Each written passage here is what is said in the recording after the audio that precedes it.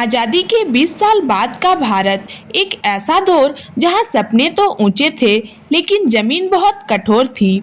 उस वक्त का भारत मोबाइल से नहीं जुड़ा था। वो एक रेडियो से पूरे मोहल्ले का हाल जानता था। टीवी एक सपना था और बिजली अब भी कई गांवों तक पहुंची नहीं थी। उनके पास आज जैसे तकनीक नहीं थी, लेकिन उनके दिलों में देश के लिए जुनून था। वे डॉक्टर, शिक्षक बनना चाहते थे। किसी फैक्ट्री में नौकरी पाने का सपना पलकों में पाले हुए थे। वे देश को पढ़ा लिखा देखना चाहते थे कि भारत भूखा ना सोए, हर बच्चा स्कूल जाए, हर माँ की गोद भरी रहे और हर पिता की आंखों में गर्व हो। घर छोटे थे लेकिन बच्चे ज़्यादा, रोटियां कम थी लेकिन प्यार बेहिसाब। कई बार माँ खुद भूखी सो जाती थी ताकि उसके चारों बच्चों का पेट भर सके।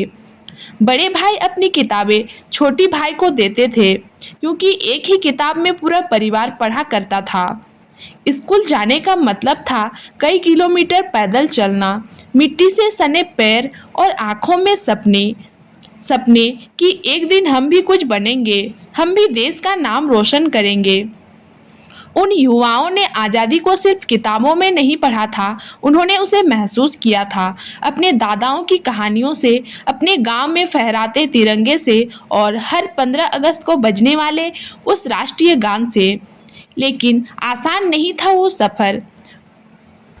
1967 का भारत भूखा था। 1966 में अकाल पड़ा था।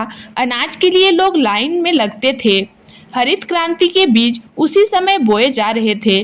देश को पेट भर अनाज देना ही एक क्रांति बन गई थी। वो दौर था जब साधन कम थे लेकिन संकल्प बहुत मजबूत था। माँ की एक पुरानी साड़ी से बेटी का स्कूल यूनिफॉर्म बनता था। बाबूजी की साइकिल पूरे परिवार की शान होती थी और रेडियो पर जब जय जवान जय किसान सुनाई देता तो दिल गर्व से भर जाता था।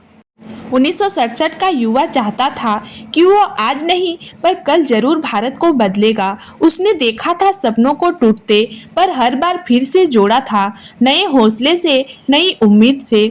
उसी युवा ने 70 के दशक में देश को नई दिशा दी।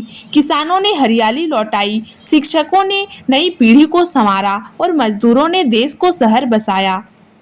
आज अगर हम मोबाइल पर यह कहानी सुन पा रहे हैं तो उसमें 1967 के उस युवा की मेहनत, त्याग और आंसू शामिल हैं। तो जब अगली बार आप किसी पुराने बुजुर्ग से मिलें तो सिर्फ नमस्ते ना कहें बल्कि पूछें, दादाजी 1967 में आपका सपना क्या था? शायद उनके जवाब में आपको भारत की असली आत्मा मिल जाए।